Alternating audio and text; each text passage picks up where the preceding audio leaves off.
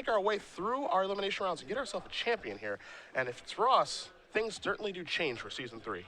Yeah, Ross is poised to kind of take over or really put a lot of pressure on Joe Lissette in terms of the player of the championship. But Lloyd Kurth here leading with the pack rat on turn 2. That's exactly what Ross didn't want to have to see. Very difficult card for Mono Blue to contend with. And I have to say, the black-white mid-range deck probably doesn't have as good of a matchup against Mono Blue as the old Mono Black deck did because they don't have Night Veil Specters. Night Veil Spectre, obviously a very good card against Mono Blue Devotion.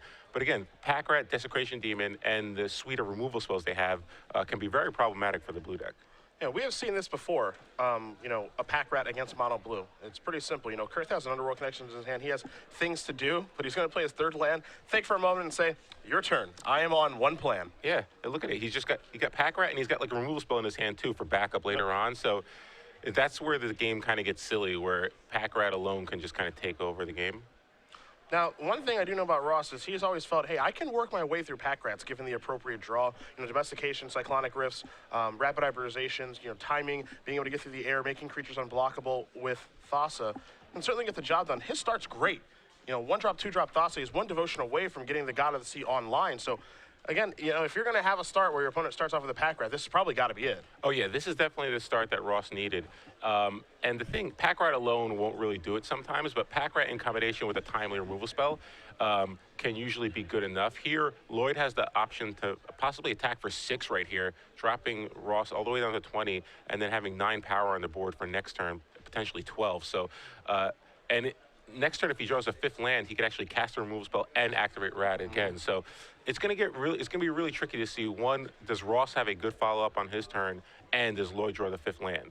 Because that can basically just swing the entire game.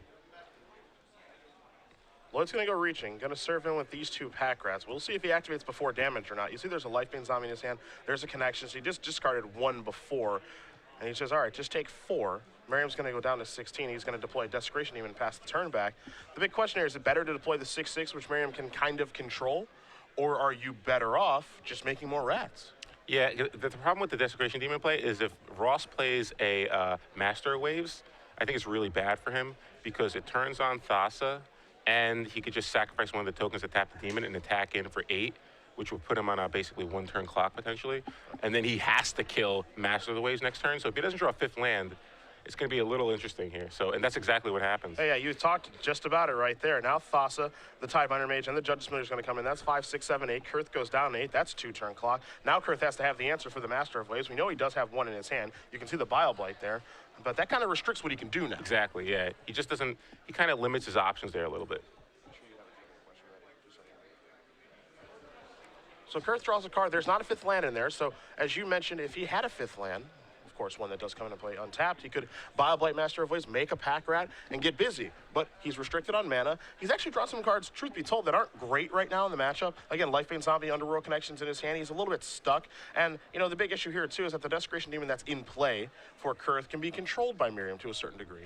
Yeah, and you see, that's where if he just... And Zvi Mauschwitz wrote an article about this in Star City where, like, sometimes it's always just right to, like, activate Pack Rat. If he just activates Pack Rat, he gets an additional 2 points of damage in. Plus, he's got a 3/3 blocker back, so the Tidebinder Mage wouldn't have been able to attack. So you save yourself 2 damage there. So, yeah, kind of an unfortunate position here because he didn't draw that 5th land, so now his options are definitely limited. He has to kill the Master. And he could still swing for 7 in the air and put a little bit pressure on Ross, putting him down to 9. So things aren't over for Lloyd by any stretch, but Ross still has that Thassa. It's time to put the Desecration trigger on the stack. Merriam shrugs his shoulders and says, that's fine. Do what you want to do with that 7/7. Kurth now has the difficult decision of trying to figure out how to attack. Will Thassa be turned on? You have to assume yes, I think, if you're Lloyd for next turn. Yeah. You know, there's 4 devotion. He gets to scry once. You have to imagine, okay, that thing's going to be attacking me next turn, so I need to plan appropriately for that. I think it's fine for Lloyd to attack with 2 creatures here, the Desecration Demon and one of the rats, because technically Ross is unlikely to be able to turn on Thassa and make 2 things unblockable, the Tidebinder Mage and the Thassa. Okay, sure. So as long as you can block the Tidebinder Mage, you should be okay, because you're at 8. He's a little gun-shy, though. Again, this is part of the problem. Oh, you know what? Actually, yeah, he won't be able to act. I was thinking maybe he can activate Mutavault as well, but yeah, if he has a no, I think he has to keep a rat back because if Ross has like a 2-drop, he can activate Mutavault and attack with everything. Yep. So he has to keep a rat back. Okay, so now he's basically hoping that Ross doesn't have a blue devotion card that costs less than 3. Well, let's see if that's what Merriam does have. He's going to take a look at the top card of his deck. Yeah, because if Ross just plays anything with a blue devotion of 1, Thassa turns on, and he'll be able to activate his Mutavault and attack with all 4 of his creatures. Lloyd only has 1 blocker back, I believe. I don't think he has a Mutavault either. Yeah, he does not have a Mutavault in his lands. So he can block the Thassa, and then he'll take 5. Yeah, but he's pretty far behind still then. Yeah. There's an island for Merriam. He's going to fire up his Mutavault. Oh, wow. This is actually pretty big if he doesn't have anything to play. That's huge, yeah. Makes you wonder what it's. I mean, that leads me to believe he probably just has spells in his hand. Yep, that's a beating. Cyclonic Rift's going to bounce a token. He's going to beat Pack Rat in combat with Tidebinder Mage. That'll be 3 points of damage that comes across. Kurth's going to go down to 5. And Merriam has creatures in play to be able to control the Desecration Demon. Because even if Kurth were to go removal spell on Judge's Familiar and Tidebinder Mage, he can just activate the Mutavault and sacrifice it. Yeah, but he's still not in bad shape because Ross only has 2 creatures. He's got the Mutavault, obviously, but he's going to have to sacrifice something to deal with the Desecration Demon. Or he casts Rapid Hybridization. Or will he? Wow. So get that thing out of here. Here's a 3/3 Frog Lizard just for you, Lloyd Kurth. So that'll come into play. And again, this has changed things drastically as well because now we can go unblockable mode with Thassa, even though Thassa's not on yet, to push that Tidebinder Mage, maybe even push that Mutavault through if he does have another land. So things are certainly changing here. Now, Kurth does still have plenty of things to do. He has a Hero's Downfall in his hand. I believe he has another Desecration Demon in his hand. So it's not over. It's definitely a back and forth affair. Yeah, I think if you're Lloyd, you basically have to be a little aggressive here, and I think you might have to play the Desecration Demon. I think you have to play the Desecration Demon here. Obviously, holding the Hero's Downfall is nice if you think maybe you can get a Mutavault or the Mage down, but you keep him off the Devotion. But I don't know. I mean, it just seems like there's too many things that Ross can do to kind of make that difficult for you. Especially because he's scrying each turn. He's going to be able to find something to turn on Thassa. And Merriam taking a look right now with Thassa. Again, we were wondering what the cards were in his hand last turn, but they were 2 spells. This looks to be another one. And Judge Familiar is going to come into play. That turns on Thassa, but the Devotion is kind of weak right now. All it takes is 1 removal spell to break it up, and we know Kurth does have 1 Hero's Downfall. So Ross says, I would like to attack. And it looks like the answer is resounding no. Hero's Downfall is going to target Tidebinder Mage. That'll take 2 Devotion off. So Thassa's further away. Now, do we fire up the old Mutavault, make it unblockable, get in? It looks like that's what he's going to do. So Mutavault's unblockable. Judge Familiar will come in. Kurth's going to go down to 2. Yeah, I don't love that play by Lloyd because I think you want to make him attack first because there's a chance that he probably makes the Tidebinder Mage unblockable because he doesn't want to lose Devotion. Sure. So that you can kill it and then Mutavault can get blocked. Sure. But instead, Ross wins. Ross does win. Mono blue on the draw against Lloyd. Kurth takes it down. He just played against a turn 2 Pack Rat on the play and really did have a 3rd land on time, but Ross Merriam found a way. Mono blue Devotion up a game here over black-white mid-range. We're going to bring it back to the booth because it is trivia time, the first of 3. Of course, the rules are pretty simple. This guy's going to have the question. Make sure that you are following at SCG Live. Get your Twitters open. Use the hashtag SCG Premium. The first question will be for 3 months, and we will announce the winner at the conclusion of our quarterfinal round. And never forget that all contests and giveaways here on Star City Games are at sole discretion of SCG. No affiliation with Twitch so far as our giveaways are concerned, though we do thank Twitch for all their help with what we do here. Okay, so the trivia question for 3 months of premium. Okay. Star City Games will be hosting Grand Prix Orlando at the beginning of October. Who are the 3 masculine, handsome commentators that will be doing coverage that weekend? You know, that is a great question. Great question. That's a great yes. question. And I've been told that one of them looks better than the other 2. But if you Definitely darker than the other 2. But if you can name all 3, hashtag the answer, hashtag SCG Premium. Make sure you're following at SCG Live, and we will announce the winner at the conclusion of our quarterfinal round. We are going to turn our attention back to the match right now on the sideboards here.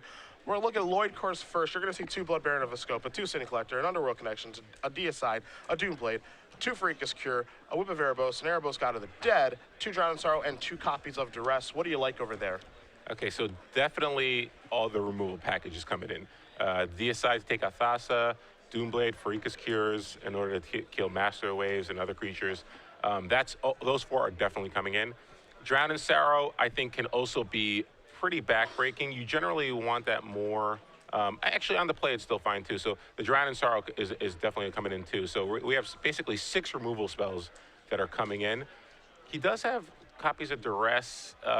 Maybe you might want to bring those in just because you think Mono Blue's going to bring in more spells. But definitely the 6 removal spells I think are coming in for sure.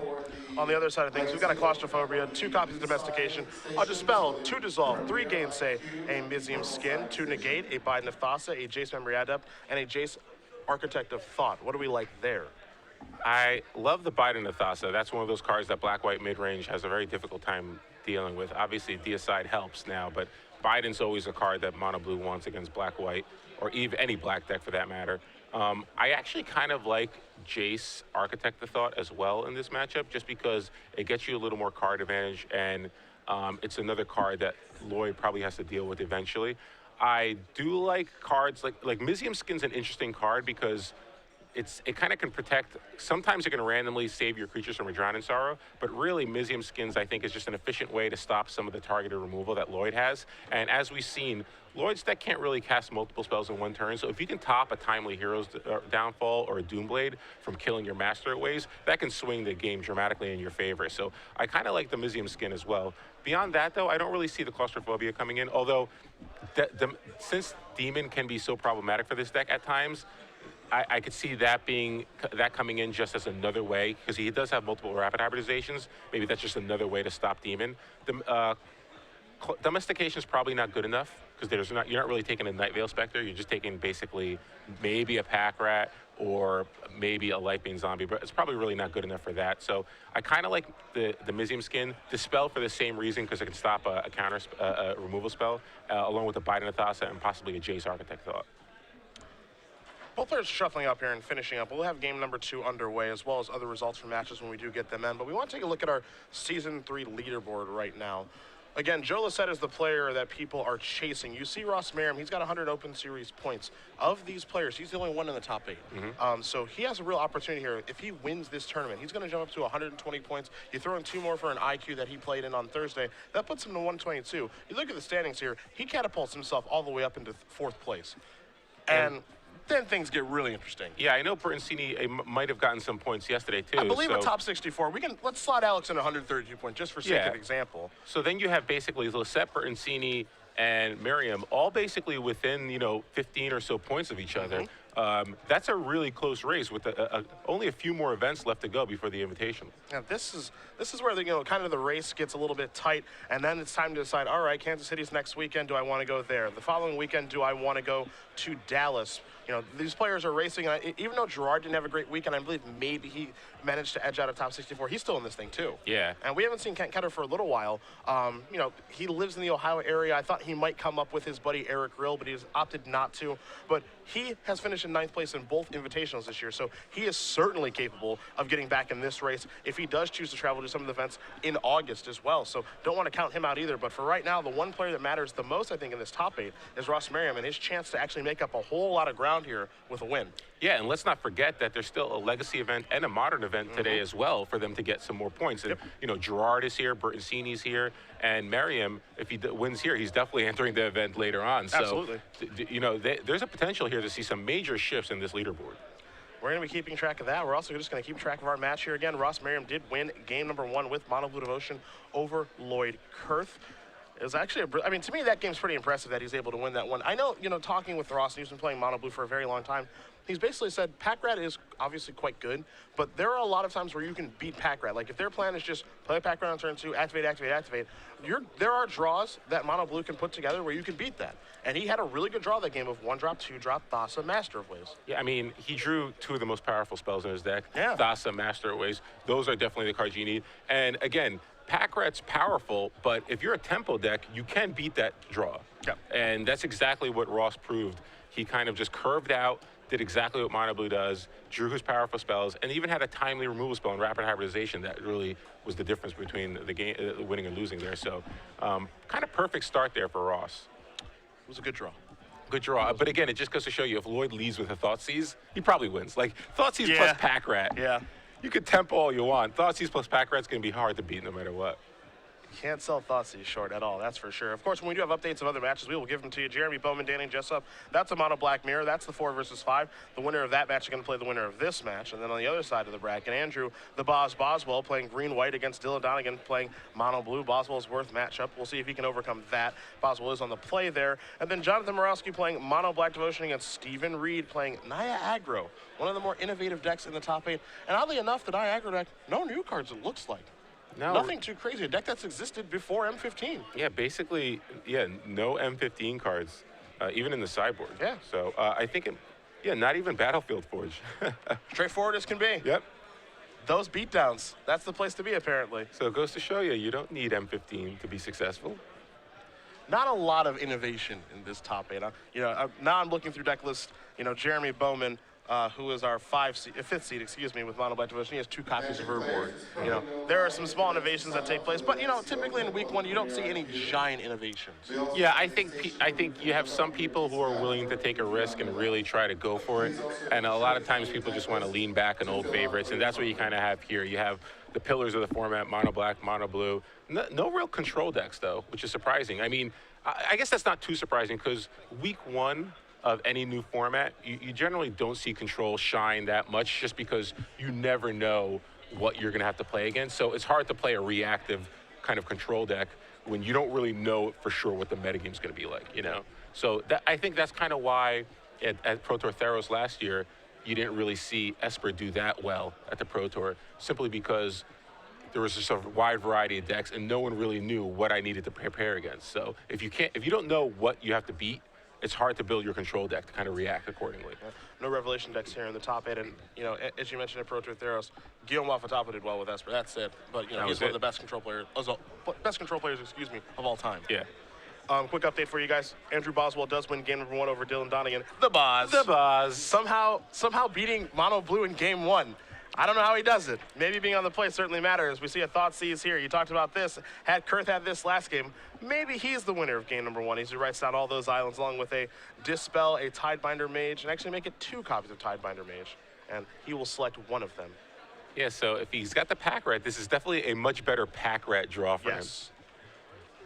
Kurth does draw. There's a Mutavault, and the fun is over. So this is vastly superior to his draw last time. He doesn't have to contend with a 1-drop from Ross, plus he's got a Mutavault even. Yeah, geez. So really good start here for Lloyd.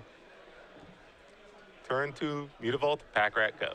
Yeah, Lloyd's draw last turn was a Drown in Sorrow, and oddly enough, he can work his way, as Tidebinder Mage is going to come into the red zone, he can work his way to making Drown in Sorrow very favorable for him. Now, Thassa is a really timely top deck there from Ross.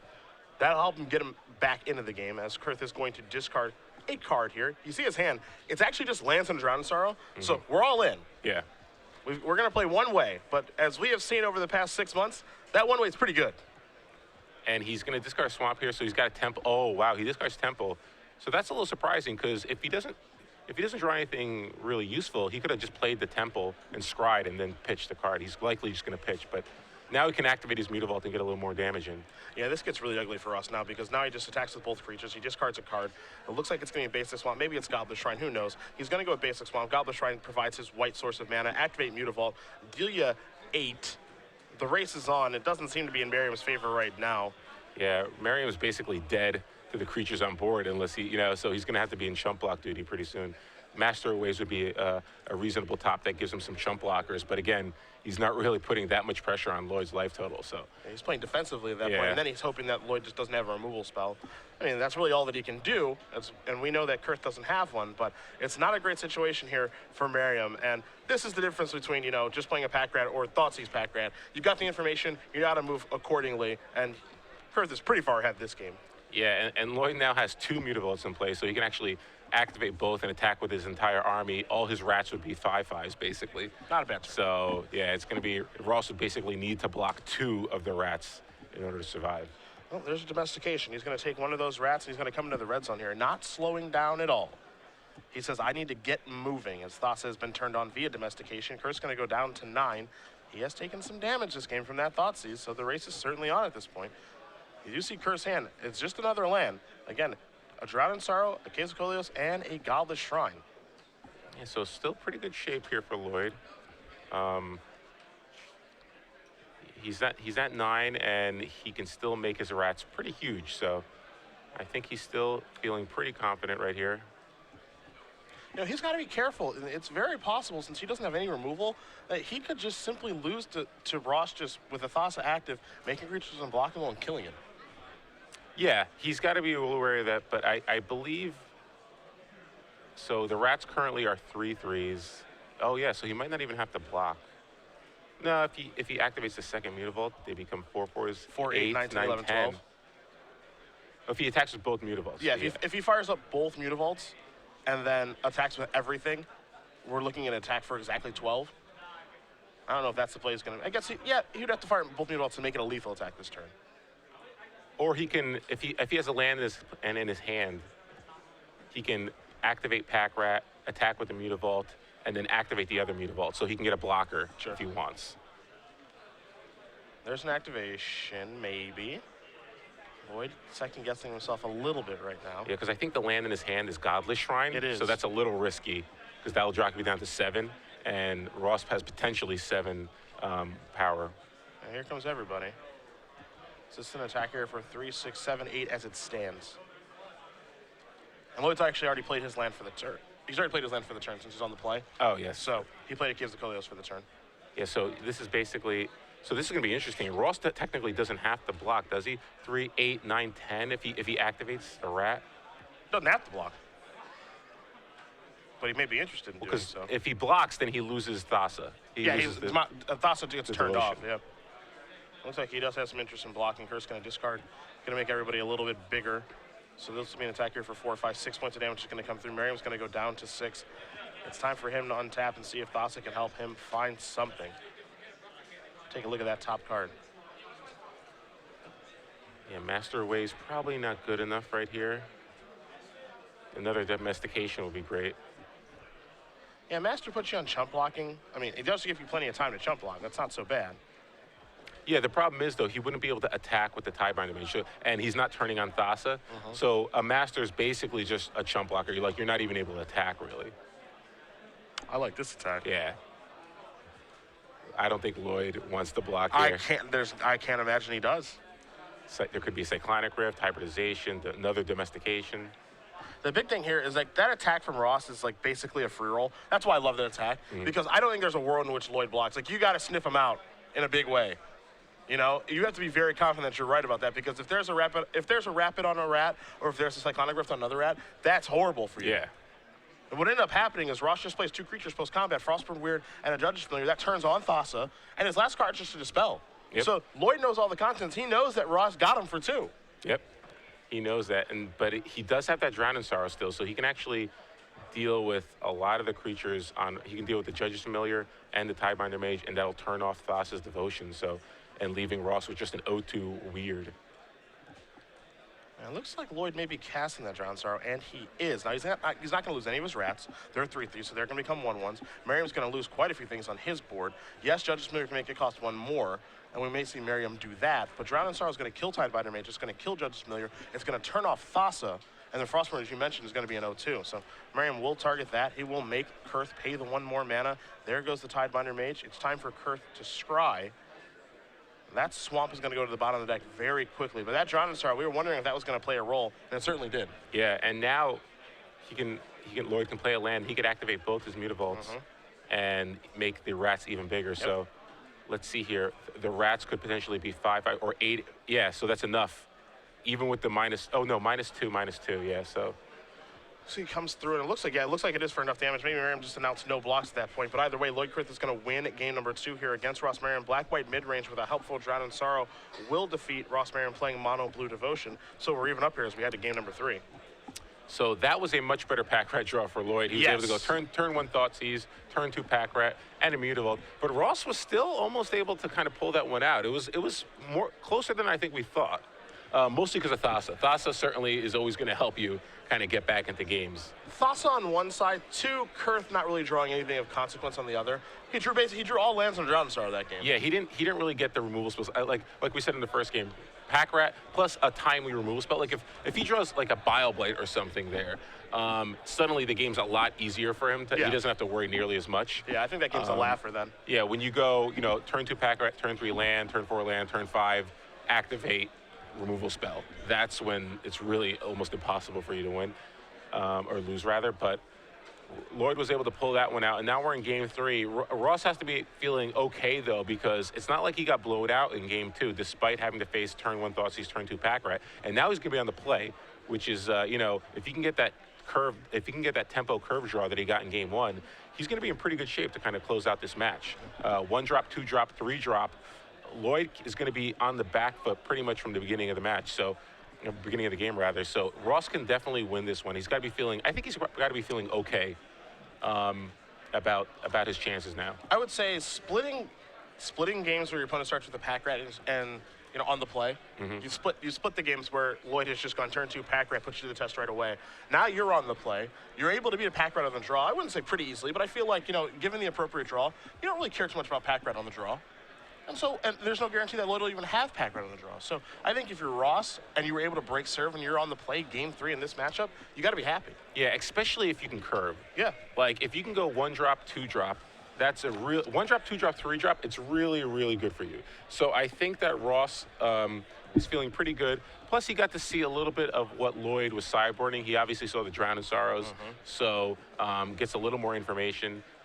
I'm a little surprised at the domestications, mostly just because I didn't think they'd be that good in this matchup. They turned out to be okay. Ross is a big domestication fan against this deck. I have seen him play mono blue against mono black a lot, boarding and domestication basically every single time. The times where you can take a Desecration Demon just briefly, be able to continue to push through damage, or take a Desecration Demon and sacrifice it to another Desecration Demon.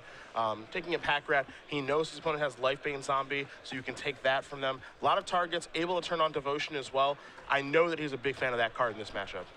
Yeah, and it certainly almost helped him win the game there. Unfortunately, there was just too many Pack Rats to contend with. But it also helping your devotion count kind of helps. It's kind of a non-creature permanent, so kind of if they do kill it, they're killing one of their own creatures anyway. So I think you're probably okay with that. You're basically 2 for 1-ing them. So yeah, really interesting to see whether or not that kind of plays a role in game 3 here. Again, the winner of this match is going to play the winner of Jeremy Bowman versus Danny Jessup. No result there yet in the Mono Black Devotion mirror. We've got Andrew Boswell up a game against Dylan Donegan. That's our backup match. Hopefully we'll have the opportunity to jump over to Green-White versus Mono Blue. And then Jonathan Morowski playing Mono Black Devotion against Stephen Reed playing Naya Aggro. That is 4 Black Devotion decks. No Revelation decks.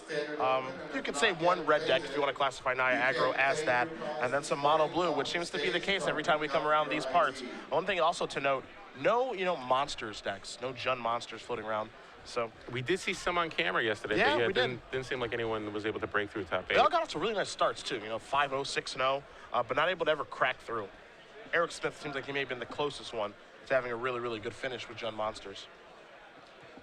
We didn't get to see Todd Anderson's Mono Green Devotion deck. Yeah, Todd had a pretty good run. Ended up 7-3 yesterday. Said he really liked his deck. Said he needs to change some slots around. Chad Castell said the same thing as well. They said they felt like it was about 4 or 5 cards off, but they think that the deck definitely has some legs. Yeah, definitely. I think it definitely has potential. It's just, obviously you're not going to find the right build week 1. Yeah, that's very tough to do. But it definitely looked like it had. I was really impressed by Hornet Queen, so definitely interesting. Quick update for you guys here as Merriam does start off with the Cloudfin Raptor. Both players going to keep their opening hands. Jonathan Morowski and Stephen Reed, Mono Black Devotion versus Naya Aggro, are headed into game number 3. Kurth going to play a Temple of Silence before kicking it back over to Merriam. Merriam has a Mutavault as his second land. There's a second Cloudfin Raptor. Pass the turn back. Now he's playing the old I hope you don't have Bile Blight, which is exactly what Lloyd drew. Must be nice. Must be nice. And if you're Lloyd, I think you just pull the trigger now. Kill it now. You know he has the spell because you saw it last game. Just get rid of those 2 flyers. You don't want to have to worry about it. Between Dispel and Rapid Hybridization, kill them now. Yeah. That's exactly what he's going to do. It's a perfect scenario, too, because he's only got 1 Mutavault up, so you don't have to worry about either of the cards you mentioned. So. Oh, no. Uh-oh. It's bad news bears. It's an attack with Mutavault on turn 3 from Merriam, not adding to his board at all. Kurth is going to play a Godless Shrine tap, pass the turn back. Doesn't have a Pack Rat this game, but Merriam doesn't have a 3rd land. Looks like he has multiple copies of Thassa. He's not going to attack in that tap into that open mana, and now here's a Desecration Demon. Yeah, and I actually would have preferred Lloyd lead with the Thoughtseize that he just drew, because if you can just keep that demon in play, you're probably winning for sure. I mean, you're going to win quick. Now, it doesn't matter. He can still get a pretty good curve here. He's going to lead with Thoughtseize now, and he drew a Lifebane Zombie, so. Yeah, you can see Merriam's hand here. 2 copies of Thassa, Tidebinder Mage, 2 Nightveil Specters, and Rapid Hybridization. He kept a hand that said, I need to draw a 3rd land on time. Yeah. And if I do, Thassa will likely take care of the rest.